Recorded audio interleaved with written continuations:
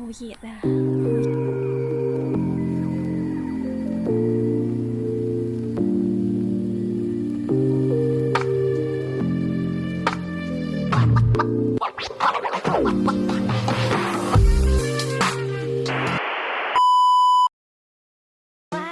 俾人影到你優褲有咩心情？咁你個着呢個指甲嘅顏色嘅衫咯，咁你咪全身都好核突。我係紅波士啊，講咗真名。咁危險同埋咁高難度嘅嘢就留翻俾神農氏啦。第一陣就拉嘅，第一陣就拉嘅。第一陣。藍波士啊，係抹下個嘴先。OK。吹得太多啦。大家好，歡迎嚟到小交遊記。藍博士又嚟到我嘅 channel 啦。究竟今日藍博士會帶到啲乜嘢小知識俾我哋呢？我哋今日就會行鹿頸道谷埔啊！由粉嶺搭56K 小巴去到新娘潭路總站落車。今日嘅行程呢條路線非常咁簡單啊，1個鐘輕鬆行到過去近排好紅嘅 cafe 嗰度嘆咖啡，再行一行谷埔嘅歷史郊遊徑，同紅樹林一齊感受一下光合作用，同藍博士傾下偈，無聊咁玩一日，最後會沿路折返，見證紅樹林潮漲潮退嘅風景。我哋一開波已經行錯路啦，不過唔緊要嘅，行錯路即係代表下一次嘅記憶呢就會更加清楚啦。我哋係後邊係 BB 茶座啦，我哋係 BB 茶座嘅相反方向，即係朝住小巴站嘅車頭方向繼續向前行啊！而家正式出發，見到呢個牌呢，就行過去。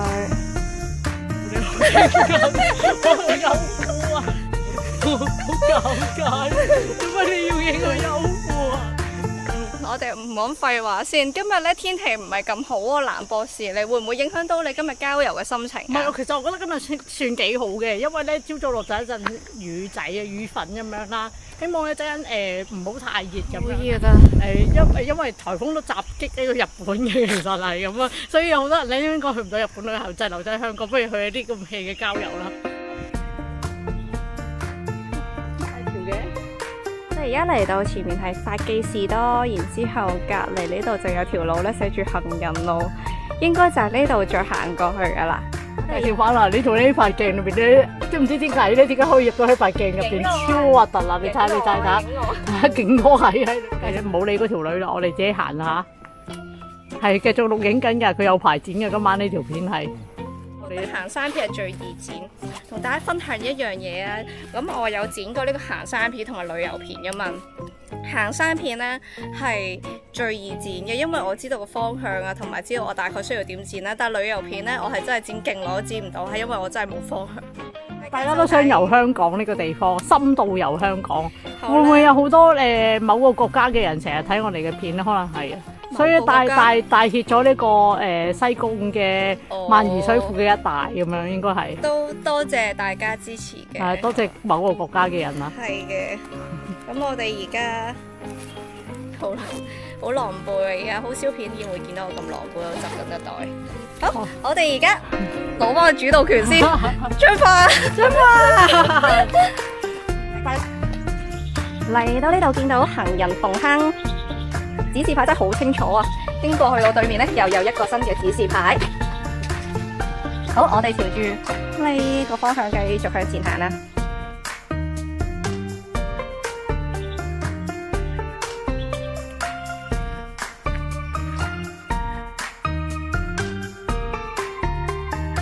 歡迎嚟到我 channel 啊！我藍博士呢個 channel 啊，而家咧介紹翻啊，呢個咧就係紅樹林嚟噶。咁啊，呢個咧。先係呢個台嘅台主嚟嘅，但係咧佢喺度影緊呢個片啊！大家睇下，穿近啲睇佢影緊啲乜嘢啊！我而家好樣衰啊，將個袋孭喺前邊，係完全睇唔到佢影緊啲乜嘢啊！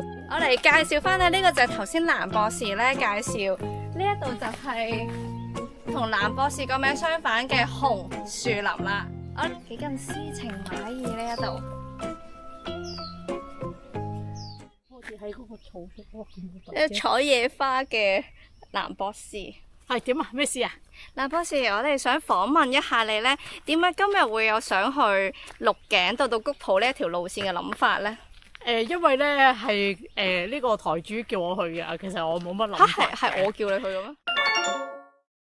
我記得啦，點解我會想同蘭博士嚟呢一個地方度郊遊呢？係因為近排呢，喺 IG 啊，喺 Fred 嗰度有一間好紅嘅 cafe 啦，佢就喺谷埔嗰度附近啦。話好似去到一個好似離開咗香港，去咗一個度假勝地嘅感覺。所以呢，我哋就特登行呢條路線深入去，想同埋研究下呢個 cafe 呢，究竟係有幾世外桃源呢？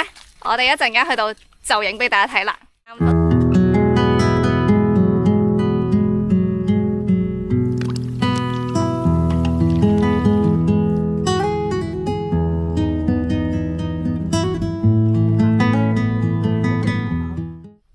我哋嚟到呢一個呢，大家都成日講嘅分叉口，左邊呢度有條路，右邊呢度有一條路。咁睇個路況都知道，我哋唔係去呢個好似好難行嘅路，而係去左邊呢條靚靚嘅路啦。呢條路叫家樂極係好難行嘅咩？知我吹嘅啫。不要瞎掰好嗎？不要。後邊呢條路難唔難行呢？其實我都唔係好清楚，我都係是但噏嘅啫。好啦，我哋今日總之就行呢一條路啦，我哋行啦。好啦，行啦，行啦，行啦。其實係有個路牌。係啦，睇到個掣，我哋半個鐘頭之後就到終點站噶啦。原來已經行咗半個鐘啦，真係非常之厲害啊！我哋而家就 Let's go。蘭博士，又係你嘅訪問時間啦。係點啊？咩事幹？如果我想問咧，如果小膠咧想刪咗呢一個郊遊台嘅話咧，你有咩諗法咧？繼續做啦，因為咁多人睇我。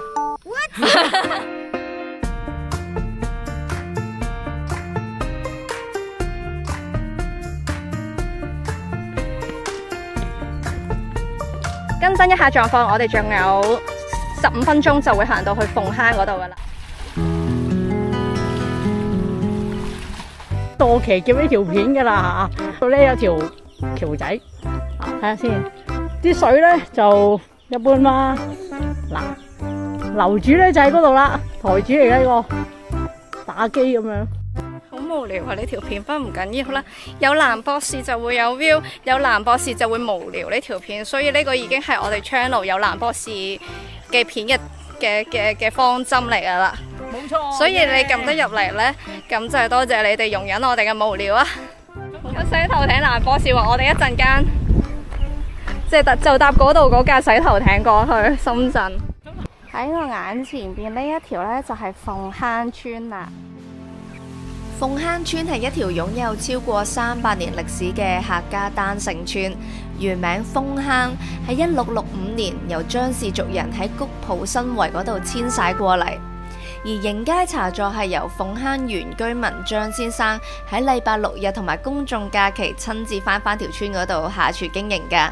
不過根據 OpenWise 嘅最新紀錄，呢一間茶座呢，目前已經係結業狀態啦。而喺碼頭附近有間財記小食，係由退休老師傅財哥同埋佢嘅老婆一齊經營㗎，專賣手工客家茶果同埋糯米糍、缽仔糕咧都相當之咁出名㗎。佢哋凌晨2點就要起身，利用天然山水同埋柴火準備餅皮同埋餡料，以純手工熬製蒸熟茶果，非常講究啊！一般咧都只會喺禮拜6日開鋪，今日平日咧就食唔到啦。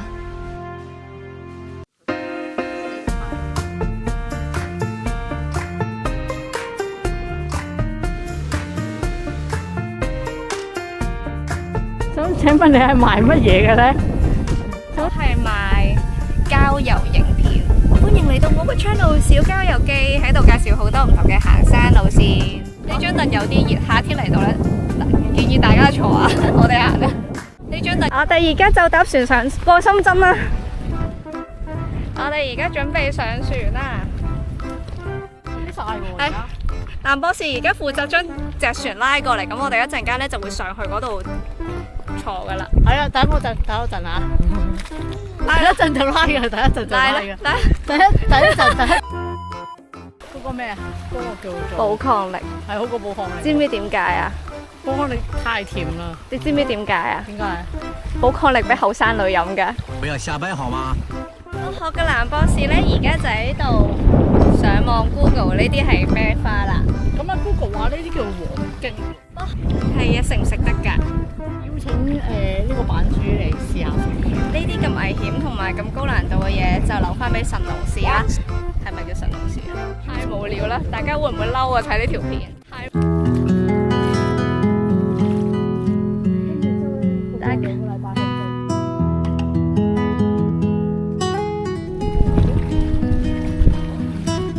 我估咧呢一度如果水退嘅時候呢，就係連島沙丘嘅位置啦。咁對面呢，就係有個島嘅，我估係可以連到過去嘅。哦，好多水曱甴啊！好多，好恐怖！頭先我哋呢仲見到有條蛇經過啦，擔住隻獵物，我唔知係老鼠定係咩呢，喺個下邊嗰個叫做紅樹林嗰度上嚟，行得好快。哇！真係好勁，我行得好快啊條蛇，好欣賞。但係真係有啲驚，好恐怖。探險一流啊！如果大家中意呢啲熱帶雨林嘅探險感覺嘅話，嚟紅樹林簡直係有好多嘢發生，同埋好多嘢俾你發現。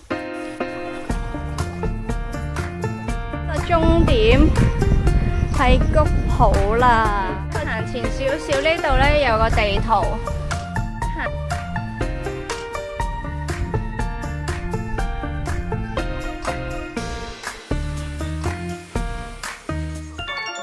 呢間 cafe 彷彿就好似海市蜃樓咁，喺一條有300年歷史嘅村落前邊，竟然有一間咁西式嘅小白屋，就好似隱藏喺山林之間嘅綠洲。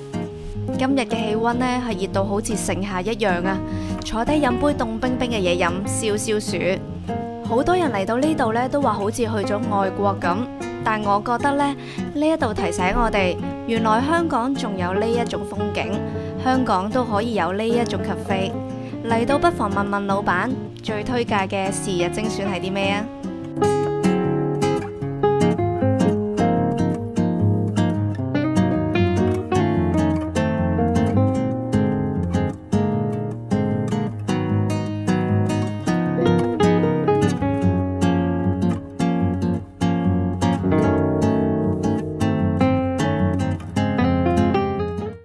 就發現咗嗰度有好多小冊子可以拎啦，發現咗呢度原來好多古蹟可以行嘅，所以我哋就深入去呢個攻擊佢哋嘅村莊啦。我哋要去睇一睇，咦？呢度又已經有第一個景點啦，就叫做谷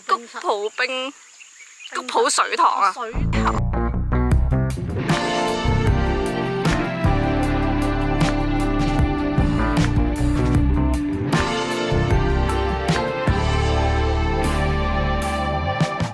我哋頭先由呢一度出發，然之兜呢一條路，嚟到呢一度，之後再兜呢度一圈出去，跟住蘭桂騰芳。頭先我睇錯蘭桂坊。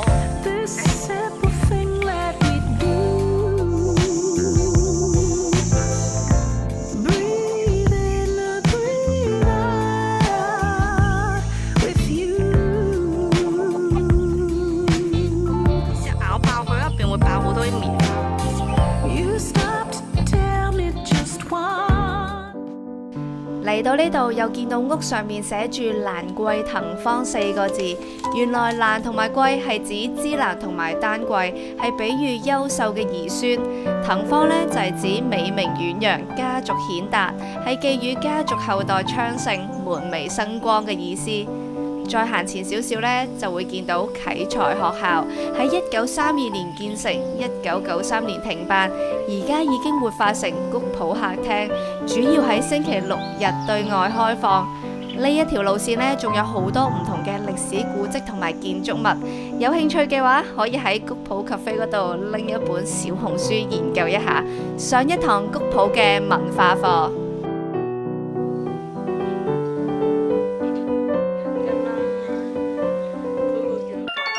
我哋咧行過去谷埔嗰度咧，就見到呢個充滿蠔殼嘅沙灘，有啲香煙嘅，佢仲係未開過嘅煙啊！你哋睇下，係香港特區政府㗎。喂，呢個咧係有稅煙嚟㗎。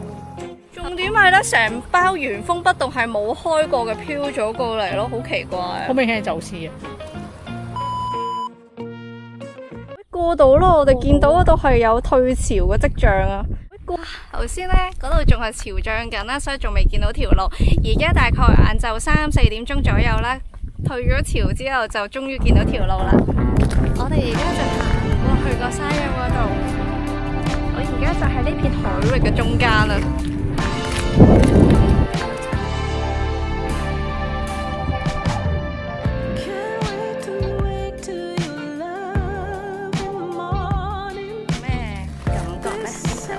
真係好正啊！呢個地方真係好開心可以巧遇到呢個潮退嘅時候。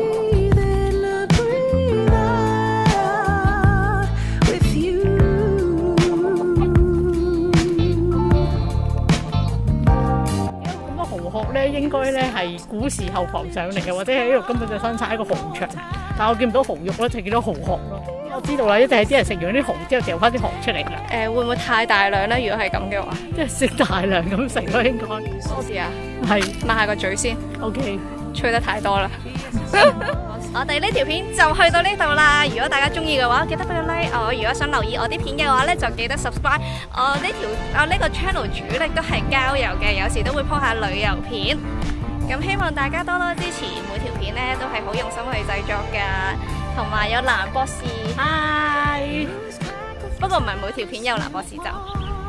咁記得 follow、subscribe、comment 俾 like 我都有個 IG， 大家可以 follow 埋我嘅 IG 噶。下條片再見啦，拜拜。我呢一對鞋呢係 The North Face 啊，超級唔好着啊，大家千祈唔好買。嗱，我呢對係幾百蚊嘅迪卡龍嚟嘅嚇，好唔好着啊？都有啲熱咧。